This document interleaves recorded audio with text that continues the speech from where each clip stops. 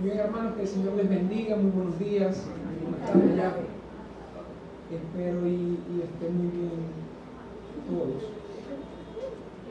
La semana pasada, hermanos, comenzamos el estudio de un tema muy importante en lo que respecta a nuestra condición de hijos de Dios. Y fue el estudio de la adoración. La semana pasada, después de haber hecho una pequeña introducción acerca de lo que era la adoración y de lo que no era la adoración, finalizamos viendo cuáles eran las cualidades o las características que debía tener la adoración que a Dios le agrada, la adoración en la que Él se complace. Vimos que toda adoración debe ser dirigida únicamente a Dios. Vimos que en esa adoración que se le dirige a Él no se pueden utilizar imágenes, ni reliquias, ni ningún tipo de objeto. También vimos que la adoración debe ser dirigida por los hijos de Dios y en especial por aquellos que disfrutan de una comunión íntima con Él. Por eso decíamos que la adoración debe ser o debe estar dentro de nuestra relación con Dios. No podemos adorar a Dios si no tenemos una relación con Él. Y también decíamos que una de las características era que la adoración se puede expresar de varias maneras. Hoy vamos a darle continuidad a estas características y vamos a estar tratando una de las más importantes de ellas, ya que la Biblia nos enseña, y lo vamos a ver ahora, que toda adoración debe realizarse en espíritu y en verdad. Pero nos vamos a dar cuenta que para entender lo que adorar en espíritu y en verdad significa, tenemos que tener cierto conocimiento histórico y cultural de esa época. Por eso he puesto por título a la predicación del día de hoy, la falsa adoración de los judíos y samaritanos, dentro de esta serie que hemos denominado la adoración que le agrada a Dios. Y tengo que reconocer que gran parte del conocimiento para esta parte de la prédica se debe a este libro. Se llama La adoración que agrada al Altísimo, de James Bartlett, el cual les recomiendo sinceramente que lean, porque este autor hace un análisis de cada uno de los textos en la Biblia, desde Génesis hasta Apocalipsis, que tratan con el tema de la adoración. A la mayoría de ustedes ya les envié este libro en digital por correo electrónico, para que lo puedan imprimir o leer desde sus teléfonos o computadoras. Los que no, por favor, háganoslo saber la semana que viene. Muy bien, hermanos, el tema de la adoración es importante y central debido a dos razones. La semana pasada decíamos que esta doctrina la debemos considerar importante. Número uno, porque forma parte fundamental de nuestra relación con Dios, forma parte fundamental en nuestras vidas como cristianos. La adoración es importante por eso. Pero segundo, vimos también que la adoración es importante porque cualquier cristiano, hermanos, y escúchenme bien, cualquier cristiano que no entienda lo que la adoración es, no está listo para el cielo. Porque vimos, según los textos apocalípticos, que una de las cosas o funciones que nosotros como iglesia haremos cuando estemos en ese lugar es adorar al Señor. Y yo quisiera agregar hoy que el tema de la adoración es importante porque es una doctrina o es un tema que se ha mal enseñado.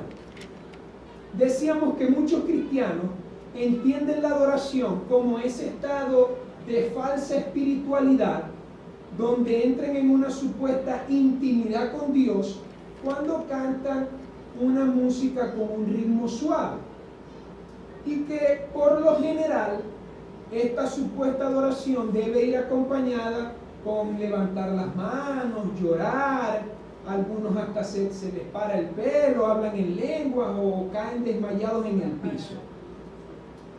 Por eso es que escuchamos decir frecuentemente que cuando alguien va a un concierto cristiano o alguna noche de adoración en su iglesia, dicen que se sintió una atmósfera de unción y que la presencia de Dios llenó ese lugar de tal manera que la adoración fue notable.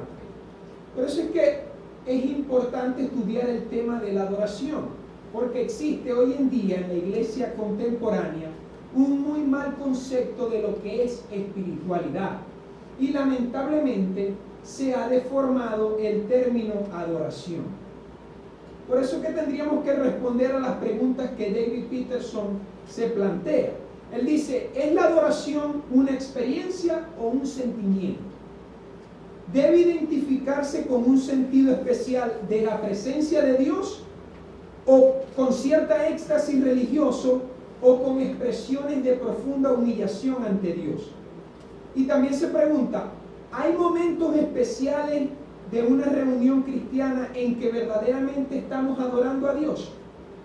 Esto lo vamos a responder el día de hoy. Y entendemos también que debido a lo difícil y complicado de muchos términos en la Biblia, surgen estas malas interpretaciones, ya que la razón de esta deformación del concepto de adoración se debe a no entender la diferencia que hay en el significado de la adoración y una de las tantas maneras de expresarlas. Y esto es así debido a que, como vimos la semana pasada, los términos en los idiomas bíblicos usados para describir la adoración hacen referencia literalmente a inclinarse hacia abajo, doblar el cuello o el cuerpo hacia adelante o postrarse en el piso pegando la frente en el suelo. De hecho, el término griego utilizado en el Nuevo Testamento es un compuesto formado de dos palabras, una que significa hacia y otra que significa besar, por lo que este término proskineo que se lo mostré fue utilizado en principio para designar el acto de besar la tierra cuando se estaba ante la presencia de alguien importante o para besarle sus pies.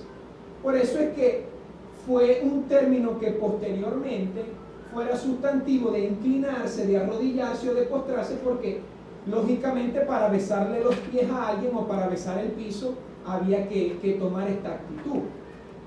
Pero debemos tener en cuenta que esta definición que nos ofrecen estos términos apuntan más al acto y no al significado del acto, ya que el significado que quiere expresar este acto o lo que señala este acto es una actitud interna. Es decir, para que lo entendamos mejor, cuando alguien en la Biblia o cuando algún pueblo en la Biblia se postraba o se arrodillaba o se inclinaba ante la presencia de Dios, ese acto de arrodillarse era señal externa, concreta, de una actitud que esa persona tenía internamente. Por lo que quisiera que viéramos de nuevo el significado o la definición que le hemos dado a la adoración. Decíamos que la adoración es la respuesta del ser humano ante la revelación de la naturaleza de Dios, lo que Dios es en esencia. Pero también es la respuesta del ser humano ante sus obras, lo que Dios hizo, lo que Dios hace y lo que Dios hará. Esta respuesta, hermanos, debe surgir, fíjense bien, nosotros no podemos arrodillarnos sin tener conciencia de lo que estamos haciendo. Esa respuesta que hacemos debe surgir del reconocimiento de que se está ante la presencia de un ser superior, grandioso e inigualable.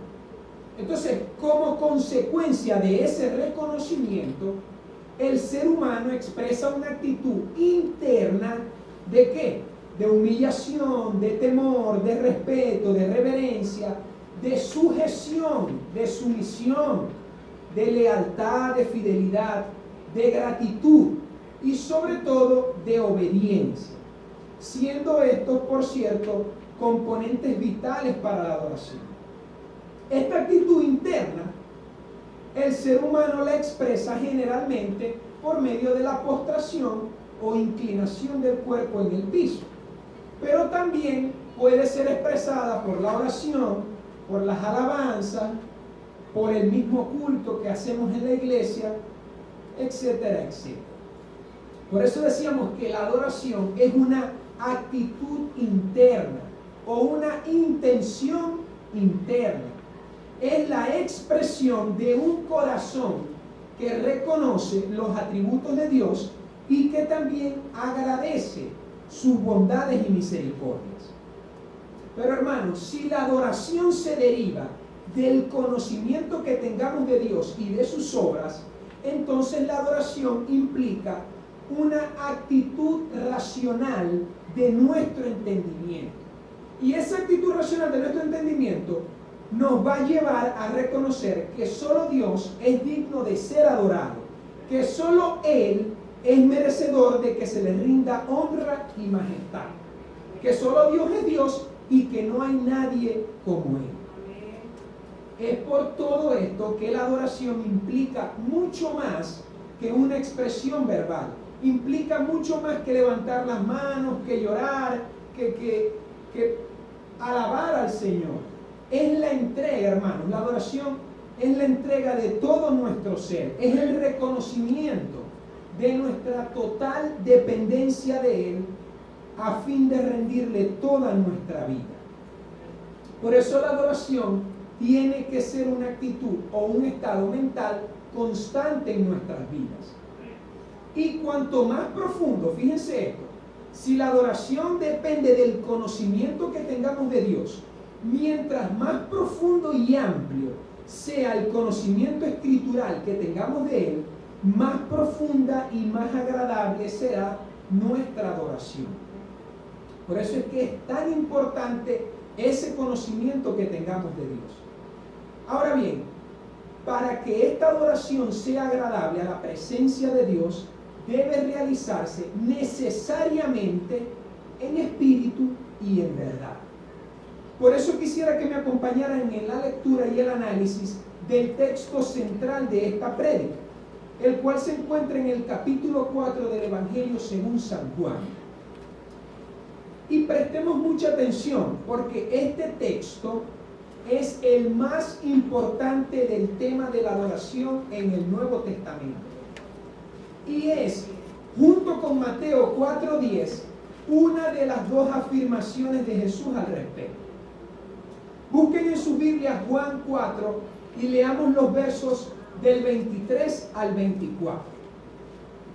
Dice así la palabra del Señor: Mas la hora viene y ahora es, cuando los verdaderos adoradores adorarán al Padre en espíritu y en verdad, porque también el Padre tales adoradores busca que le adoren.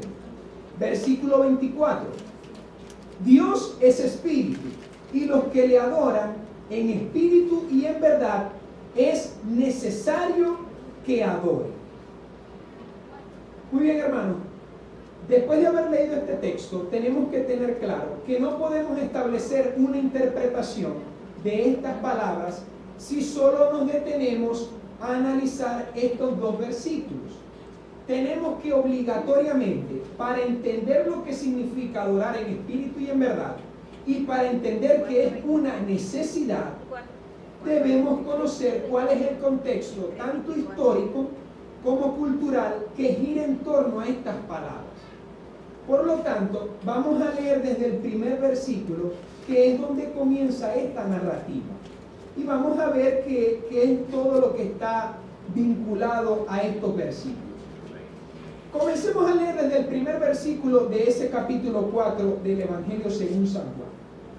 Dice así: Cuando pues el Señor entendió que los fariseos habían oído decir: Jesús hace y bautiza más discípulos que Juan, aunque Jesús no bautizaba sino sus discípulos, salió de Judea y se fue otra vez a Galilea, y le era necesario pasar por Samaria, porque Samaria quedaba entre Judea y Galilea. Versículo 5. Vino pues a una ciudad de Samaria llamada Sicar, junto a la heredad que Jacob dio a su hijo José, y estaba allí en el pozo de Jacob. Entonces Jesús, cansado del camino, se sentó así junto al pozo. Era como la hora sexta, cerca del mediodía. Y vino una mujer a sacar agua, y Jesús le dijo: dame de beber, pues sus discípulos habían ido a la ciudad a comprar de comer. Versículo 9. Fíjense lo primero que le responde esta mujer. La mujer samaritana le dijo: ¿cómo tú, siendo judío, me pides a mí de beber, que soy mujer samaritana? Porque judíos y samaritanos no se trataban entre sí. Versículo 10. Respondiendo Jesús y le dijo: si conocieres el don de Dios y quién es el que te dice dame de beber, tú le pedirías y él te daría agua viva. La mujer le dijo: Señor, no tienes con qué sacarla y el pozo es hondo. ¿De dónde pues tienes el agua viva? ¿Acaso eres tú mayor que nuestro padre Jacob, que nos dio este pozo, del cual bebieron él, sus hijos y sus ganados? Respondió Jesús y le dijo: cualquiera que bebiera de esta agua volverá a tener sed, mas el que bebiere del agua que yo le daré no tendrá sed jamás, sino que el agua que yo le daré será en él una fuente de agua que salte para vida eterna. La mujer le dijo: Señor, dame de esa agua, para que no tenga yo sed, ni venga aquí a sacarla. Y Jesús le dijo, a propósito para confrontarla con su pecado: ve, llama a tu marido y ven acá. Respondió la mujer y dijo: no tengo marido. Pero Jesús le dijo: bien has dicho, no tengo marido, porque 5 maridos has tenido, y el que tienes ahora no es tu marido. Esto has dicho con verdad. Le dijo la mujer: Señor, me parece que tú eres profeta. Versículo 20, y presten mucha atención en estos últimos versículos. Versículo 20. Nuestros padres, le dice la mujer samaritana a Jesús, nuestros padres adoraron en este monte, y ustedes dicen que en Jerusalén es el lugar donde se debe adorar. Jesús le dijo: mujer, créeme, la hora viene cuando ni en este monte ni en Jerusalén adoraréis al Padre. Ustedes adoran lo que no saben, nosotros adoramos lo que sabemos, porque la salvación viene de los judíos.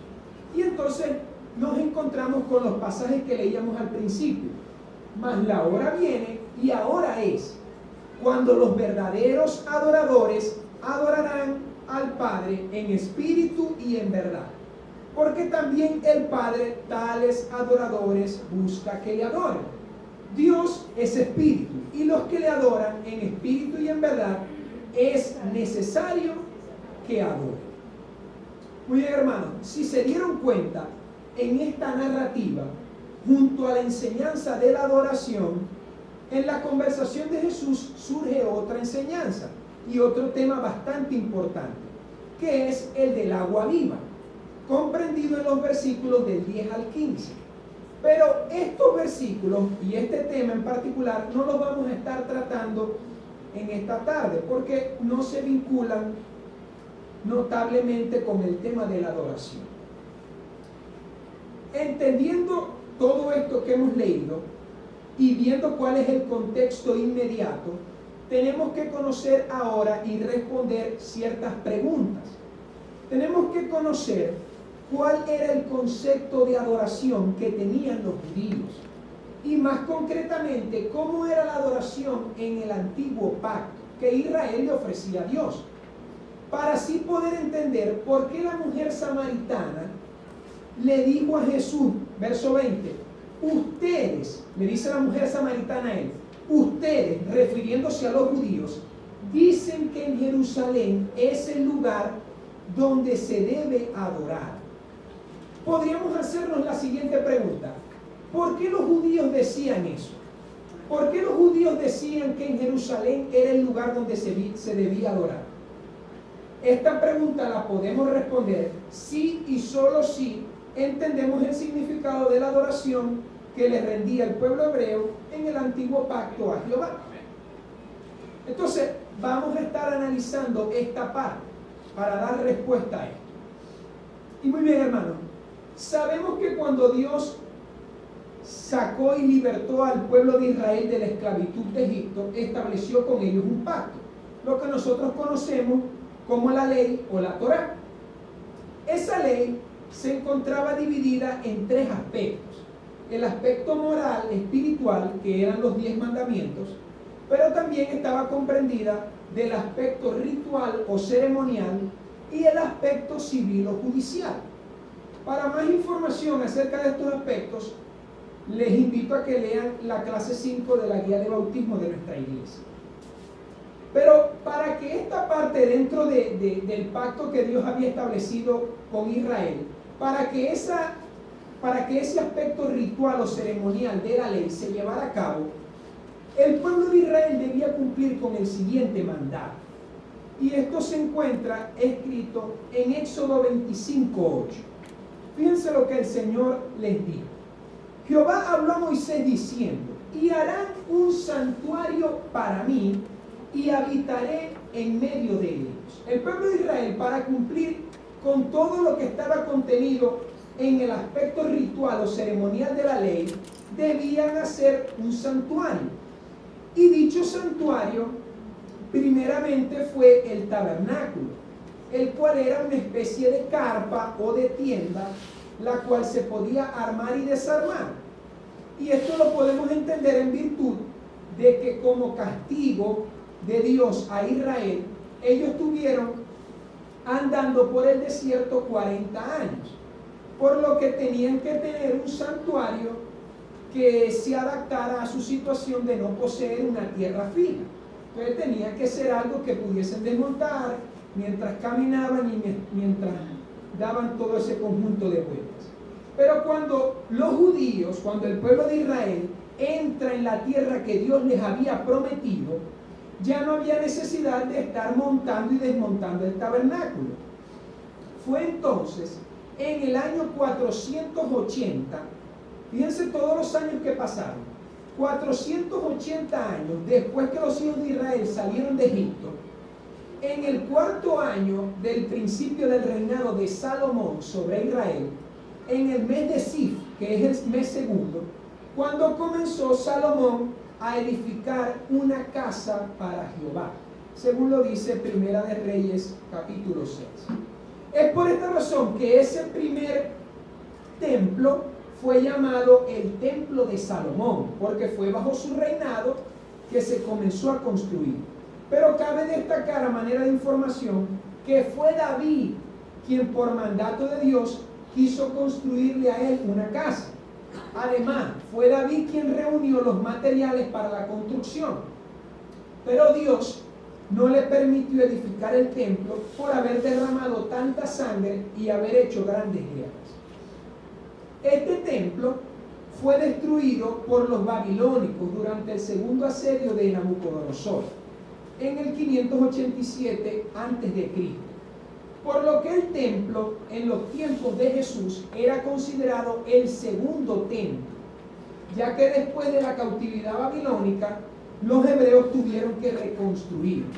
Pero también ese templo era considerado no solo como el segundo templo, sino como el templo de Herodes, porque Herodes en su momento lo renovó y lo hizo más grande. Veamos, por cierto, estos santuarios para que tengamos o para que se haga más fácil su comprensión. Este era el tabernáculo. Fíjense que era una tienda que se podía montar y desmontar. Y este sí es el templo de Herodes.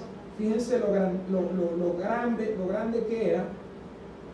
Y eso conformaba para los judíos ese santuario que Dios les había mandado hacer para que se llevara el aspecto ritual o ceremonial de la ley. Por eso es que si nos planteásemos la pregunta, ¿cuál era el propósito que cumplía el tabernáculo y posteriormente el templo? para que se llevase a cabo el aspecto ritual o ceremonial de la ley. Ese era su propósito principal. Pero podríamos también hacernos la pregunta, ¿por qué debía realizarse ese aspecto de la ley en ese lugar en específico? ¿Por qué los hebreos no lo podían hacer en cualquier otro lugar? Hermanos, tenía que hacerse en ese lugar porque el tabernáculo y el templo eran el lugar de morada de Dios en medio de su pueblo. Para corroborar esto, busquen en sus Biblias Éxodo capítulo 29 y también el capítulo 33, para que veamos cómo estos versículos son un compendio de lo que la adoración en el antiguo pacto era.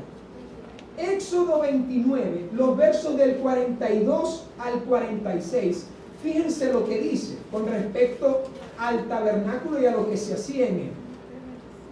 Versículo 44 del capítulo 29 de Éxodo. Esto será el holocausto continuo por vuestras generaciones. Versos 42 al 46. A la puerta del tabernáculo de reunión, delante de Jehová, el cual me reuniré con vosotros para hablaros allí. ¿Dónde se iba a reunir Jehová para hablar con su pueblo? En la puerta del tabernáculo de reunión. Allí me reuniré, verso 43, con los hijos de Israel, y el lugar será santificado con mi gloria. Y santificaré el tabernáculo de reunión y el altar. Santificaré asimismo a Aarón y a sus hijos, para que sean mis sacerdotes. Versículo 45, fíjense lo que dice. Y habitaré entre los hijos de Israel, y seré su Dios.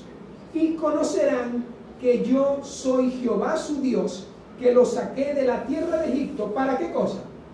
Para habitar en medio de ellos. Yo, Jehová, su Dios.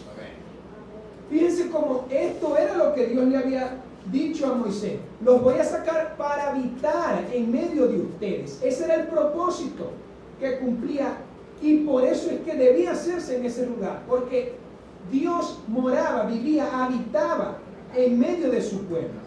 Y fíjense lo que se hacía en ese lugar y cuál era esa adoración que se rendía.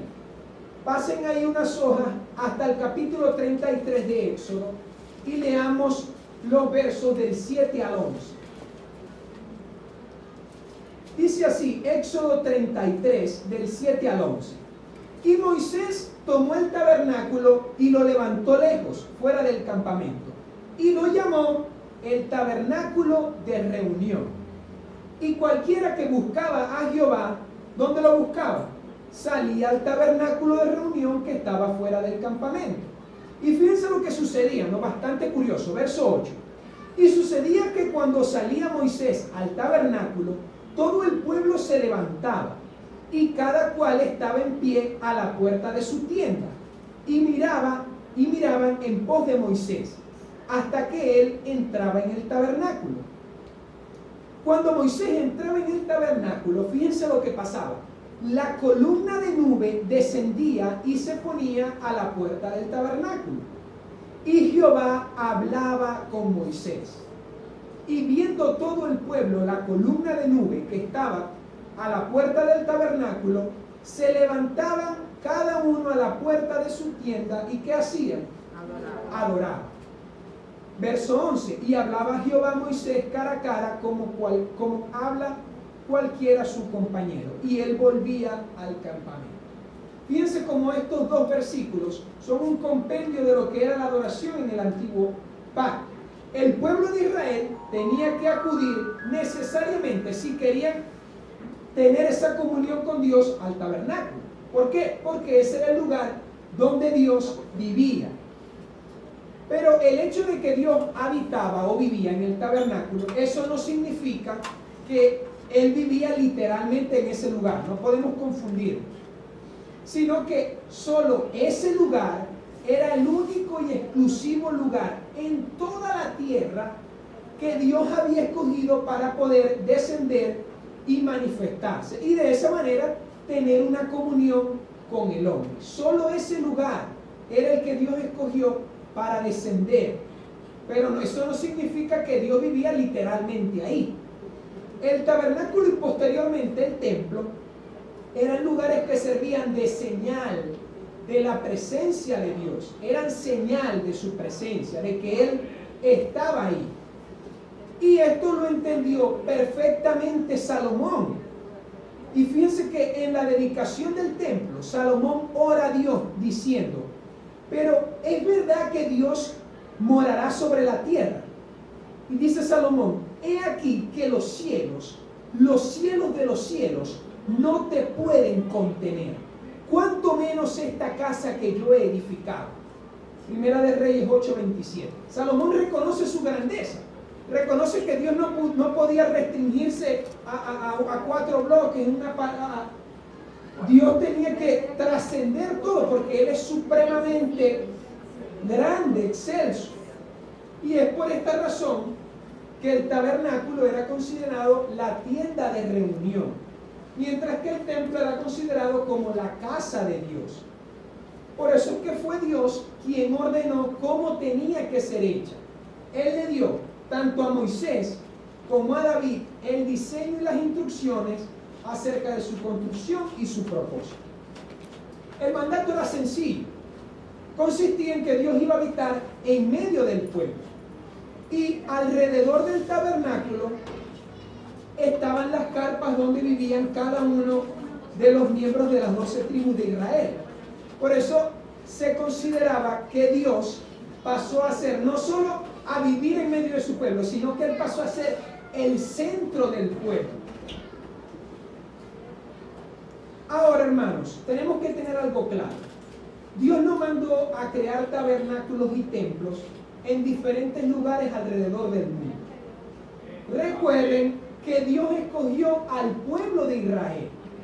En el Antiguo Testamento Dios tenía comunión solo con los hebreos.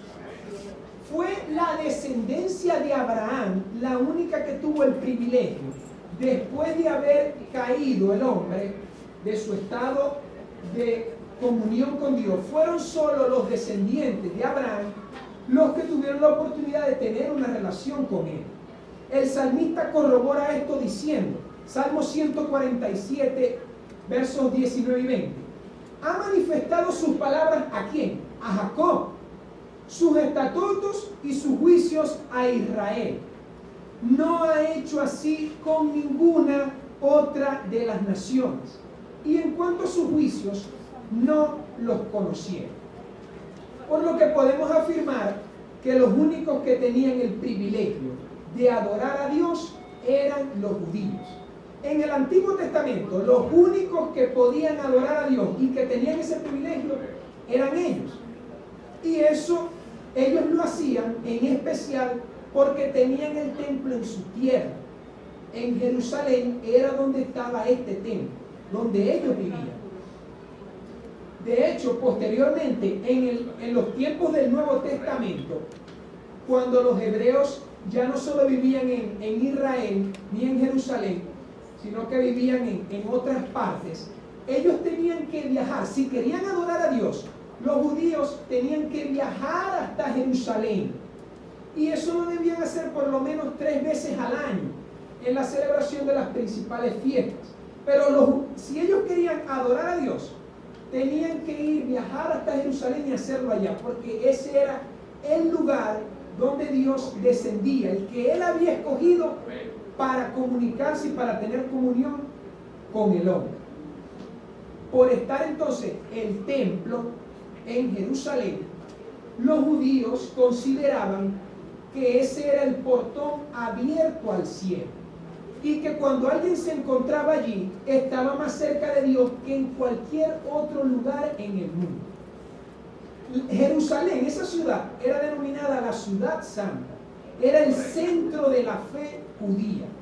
El lugar en el que Dios mandó a edificar, fíjense bien, su propia casa, y en el cual Él moraba. Ahora, hermanos, todo esto que les he dicho, en principio era cierto.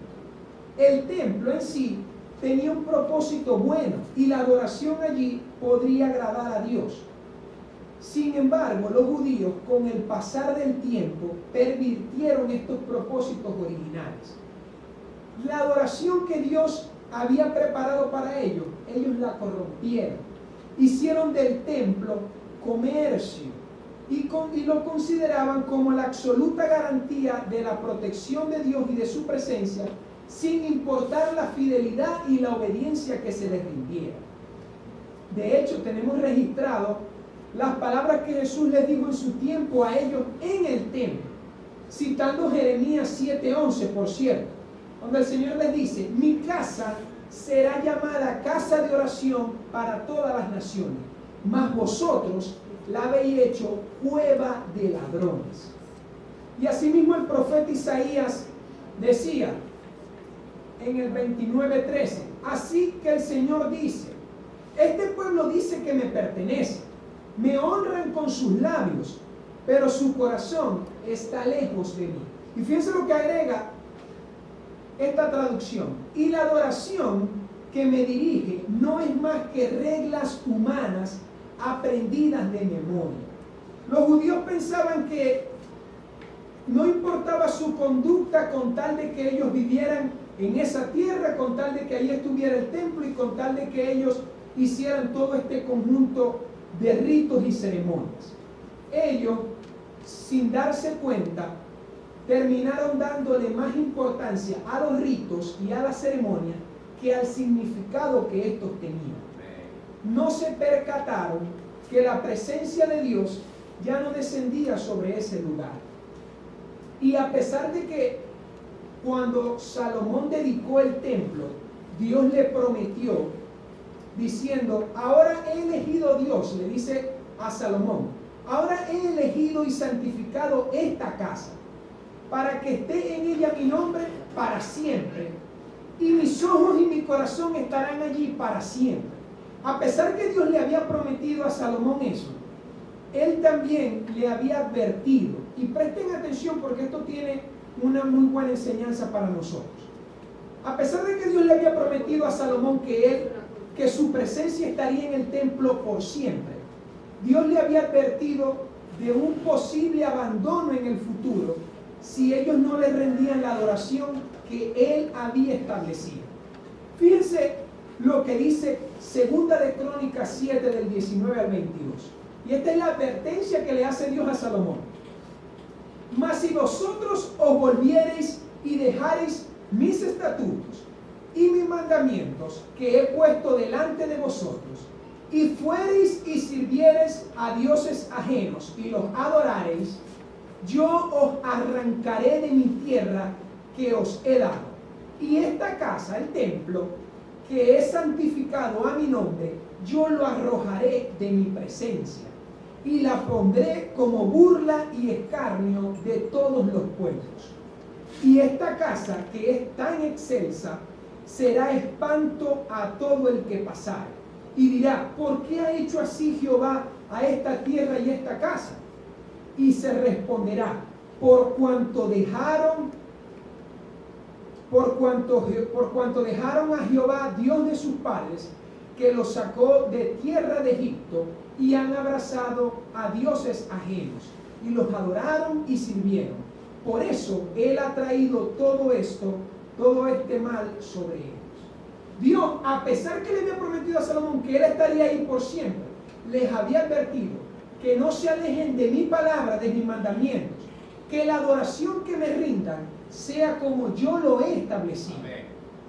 Por eso es que esto nos sirve a nosotros de enseñanza, y como vamos a ver y a estudiar más adelante, que la adoración va unida y está enlazada a la obediencia. Nosotros no podemos adorar a Dios según nuestros criterios, no podemos adorar a Dios según nuestra lógica humana o según cual sea nuestra conveniencia. Tenemos que adorar según lo que Él nos ha mandado, en su forma, en sus estatutos y conforme a sus mandamientos. Ahora bien, hermanos, desde el templo y el tabernáculo con todos sus utensilios y cada una de estas cosas, Dios también las ordenó de esta manera, no solo con el propósito de manifestarse Él a su pueblo, sino también porque, como dice Colosenses 2:7, todo eso era sombra de lo que había de venir. Es decir, todas esas cosas, tanto el templo, el tabernáculo, cada uno de los utensilios y todo lo que ahí se hacía, eran una tipología de la vida y la obra de Jesús. Pero en otra oportunidad vamos a dedicar una serie completa de prédicas para explicar todo esto y así poder entender este segundo propósito.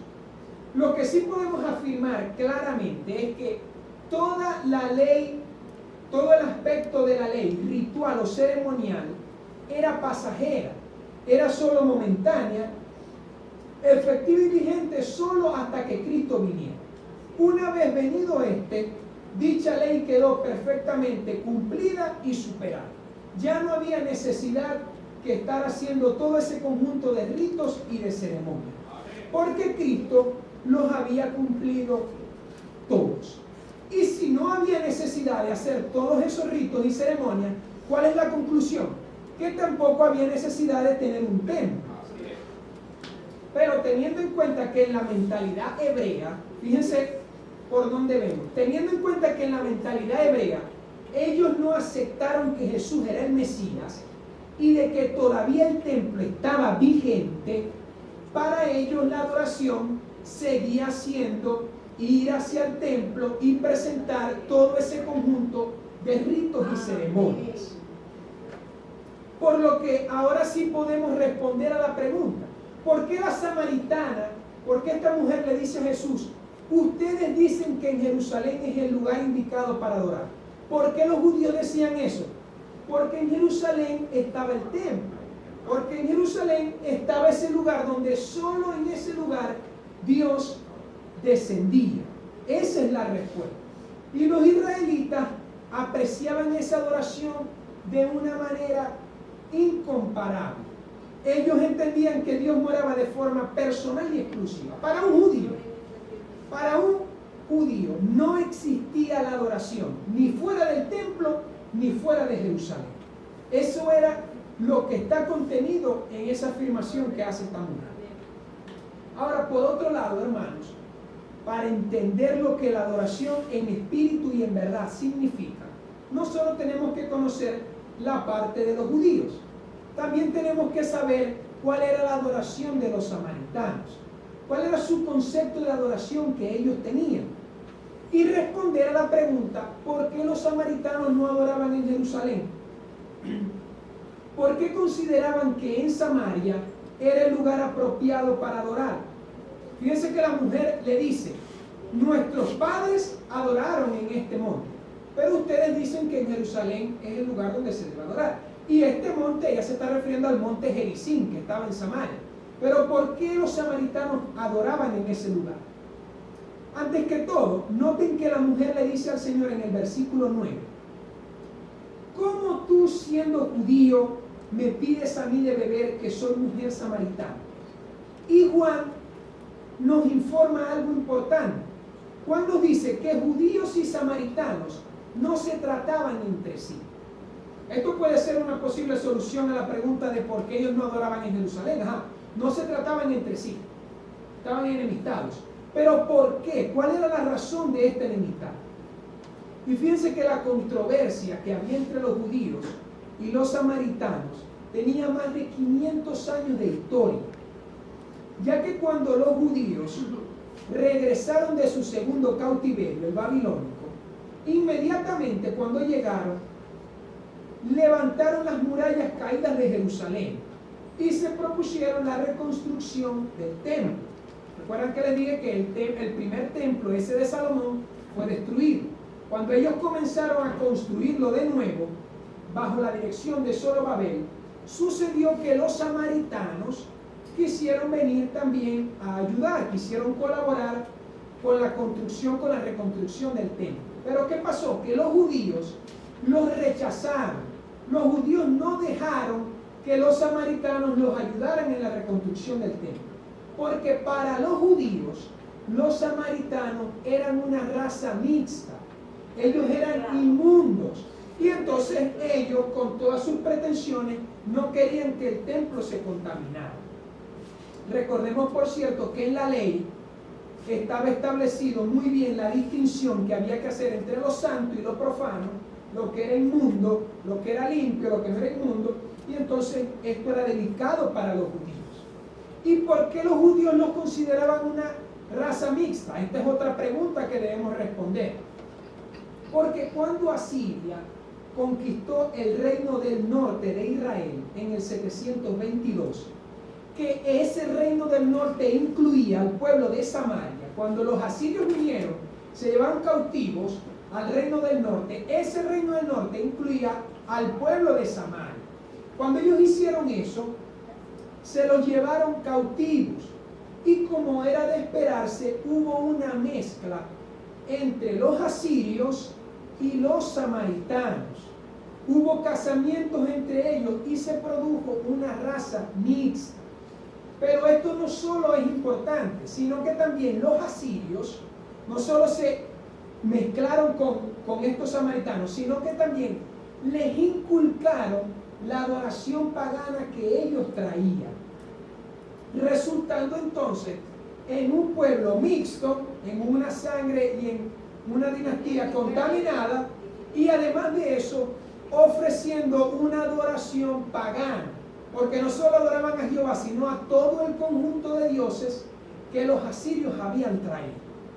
Ahora, con el pasar del tiempo, los samaritanos fueron dejando la adoración a esos dioses y adoraron a Jehová. Pero pasó algo importante, y esto lo tenemos que tener en cuenta para la semana que viene. Los samaritanos solo se concentraron en la revelación de Dios en el Pentateuco. Para los samaritanos, el Pentateuco constituía la base de su religión, y ellos no aceptaban ningún otro libro según el canon de los hebreos. Y por esta razón, su concepto de Dios estaba limitado a una fracción de la revelación. Fíjense que todo el conjunto de libros proféticos, históricos, los salmos, todo ese conjunto, los samaritanos posteriormente solo aceptaron el Pentateuco. Y eso llevó a que ellos tuvieran un conocimiento de Dios limitado. Entonces, por todas esas razones es que los judíos no aceptaron que ellos le ayudaran a reconstruir el templo. Y entonces, a partir de ese momento, comienza la enemistad entre judíos y samaritanos. Los samaritanos dijeron, así es la cosa, bueno, no importa. Ellos vinieron y en su tierra hicieron su templo. Además de eso, hicieron que en Jerusalén, el templo que se estaba reconstruyendo, se retrasara, que lo suspendieran. Entonces todo esto fue creando odio entre ambos pueblos. De hecho, ese templo que los samaritanos crearon, los judíos después lo destruyeron. Entonces todo eso es lo que la historia nos enseña del problema entre los judíos y samaritanos. No se la llevaban para nada bien. De hecho, fíjense que, como vimos en el pasaje, entre Jerusalén y Galilea estaba Samaria. Cuando muchos de los judíos iban a Jerusalén, ellos ni siquiera pasaban por Samaria. Agarraban y se echaban tremendo viaje cruzando el río Jordán y todo para no pasar por Samaria. Fíjense el odio que le tenían. De hecho, está registrado en la Biblia que en una oportunidad Jesús, cuando sabía que ya el tiempo de subir al cielo se había cumplido, dice la Biblia que envió unos mensajeros al pueblo de Samaria para que le buscaran un lugar donde él podía pasar la noche. Pero los samaritanos no quisieron recibirlo. ¿Saben por qué? Porque sabían que Jesús iba a Jerusalén. Entonces, todo esto nos enseña el odio que se tenían entre sí. Estaban rotas sus relaciones. Y por eso es que Juan nos dice que entre judíos y samaritanos no había relación, no se trataba. Y teniendo todo esto en mente, es que podemos comprender el asombro de la mujer samaritana, cuando ella le dice, mi alma, pero ¿cómo tú, siendo judío, me pides a mí de beber que soy mujer samaritana? O sea, Jesús no solo le habló, no solo le dirigió la palabra, que ya era algo bastante bueno para eso, sino que además le hizo una petición, le pidió algo. Entonces era de asombrarse para ella el que Jesús haya hecho todo esto. Y entonces, teniendo esto en mente, es que podemos entender por qué los judíos decían que en Jerusalén era el lugar donde se debía adorar, y por qué los samaritanos no adoraban en Jerusalén, sino que ellos adoraban en su tierra, en Samaria. Entonces, después de haber visto todo esto, nosotros tenemos que hacer una pregunta. Tenemos que concluir haciendo una pregunta. ¿Cuál es el lugar apropiado para adorar? Esta era la incógnita que tenía esta mujer. Ella entendía que había que adorar a Dios, pero había que hacerlo en Samaria o en Jerusalén. ¿Cuál era el lugar? Esta es la pregunta que ella le hace a Jesús. Señor, aclárame esto. ¿Cuál es el lugar donde se debe adorar? Y actualmente nosotros hoy podemos proponer otros lugares. ¿Se debe adorar a Dios en la iglesia o en la casa? ¿Cuál es el lugar apropiado para adorar? Jesús le dio la respuesta a esta mujer y nos da la respuesta a nosotros hoy sobre esta rivalidad. La adoración que se le debe rendir a Dios. Jesús profetiza diciendo, versículo 21 de ese capítulo 4 de Juan: la hora viene cuando ni en este monte, o sea, cuando en este monte de Jericín o en este monte de Samaria, la hora viene cuando ni en este monte ni en Jerusalén adoraréis al Padre. Con esta afirmación, Jesús, ¿qué le estaba diciendo? Que la adoración que agradaba a Dios no se limitaba ni en Jerusalén ni en Samaria, ni en cualquier otro lugar. Esos lugares sagrados en su momento terminaron desapareciendo, pero la adoración a Dios sigue estando vigente. Y la adoración a Dios no depende, hermanos, de un lugar en específico. Esta es una lección que como iglesia debemos prestar atención. Jesús, en lugar de darle importancia al lugar donde se debe adorar, Él le da importancia al objeto de la adoración y a la actitud y condición espiritual de quienes adoran. Eso es lo que realmente es importante.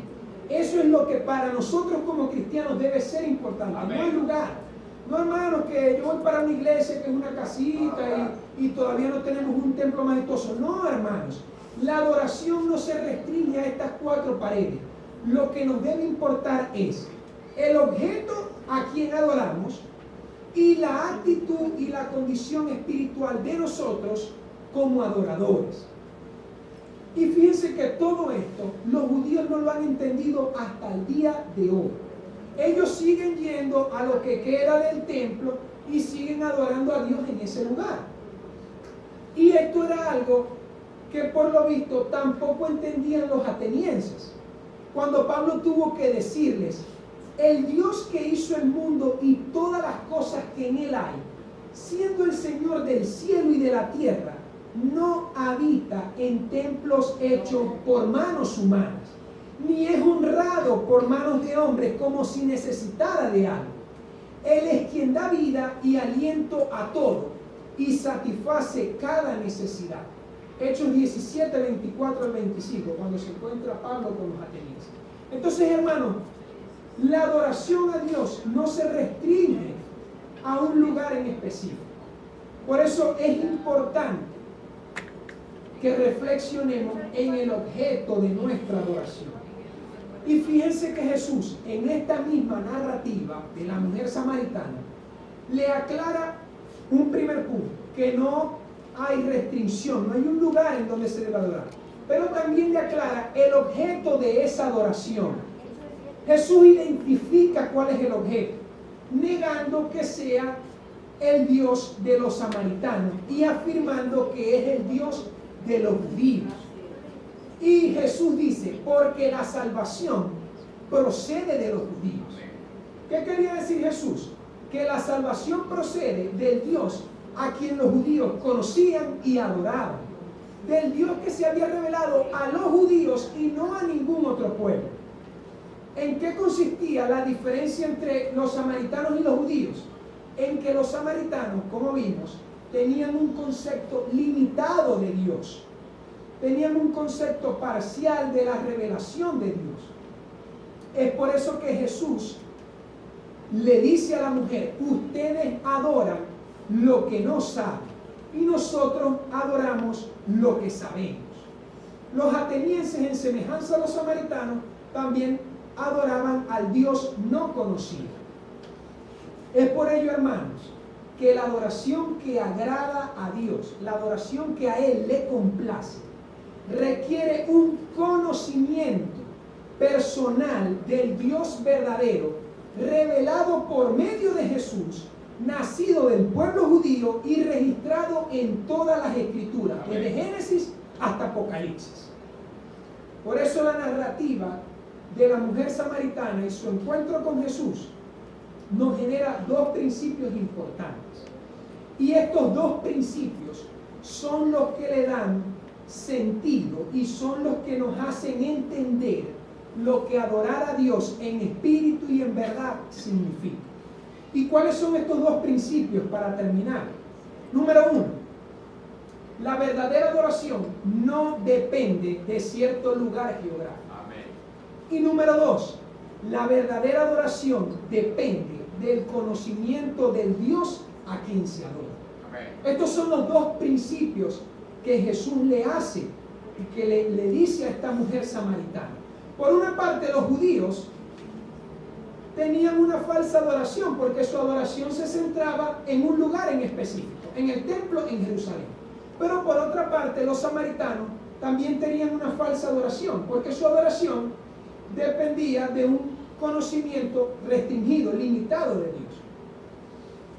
Por eso, para finalizar, yo quisiera hacerles a ustedes dos preguntas al respecto para que reflexionáramos. Número uno, hermanos, ¿adora usted a Dios solo cuando viene a la iglesia? Es decir, ¿está su adoración limitada a un lugar geográfico? Y la segunda pregunta que les quiero hacer, ¿qué tanto conoce usted a Dios como para adorarle de la manera que a Él le agrada? Reflexionemos en nuestros corazones acerca de esto, porque esto fue con lo que el Señor confrontó a la mujer samaritana. Él le hizo ver que ella, su adoración era errada porque se limitaba a un lugar en específico, y su adoración era errada porque no tenía un conocimiento del Dios verdadero. Analicémonos nosotros y reflexionemos sobre si nuestra adoración es agradable a sus ojos. Ahora, ¿tendremos esperanza acerca de saber cuál es la adoración que a Dios le agrada? Por supuesto que sí. El versículo 23, ¿qué le dice el Señor a la samaritana? Pero la hora viene y ahora es. Esto aquí apuntaba al nuevo comienzo, a un nuevo tipo de adoración a Dios que Jesús mismo estaba inaugurando. La adoración futura ya no se basaría según los preceptos samaritanos ni según los preceptos de los judíos. No tendría ningún lugar sagrado en especial. La adoración nueva, la que el Señor estaba inaugurando, sería en espíritu y en verdad. Amén. Pero me imagino que muchos de ustedes deben estar, pero Dios mío, ¿qué es adorar en espíritu y en verdad? Esto, amados hermanos, lo vamos a estar tratando la semana que viene. Que Dios les bendiga.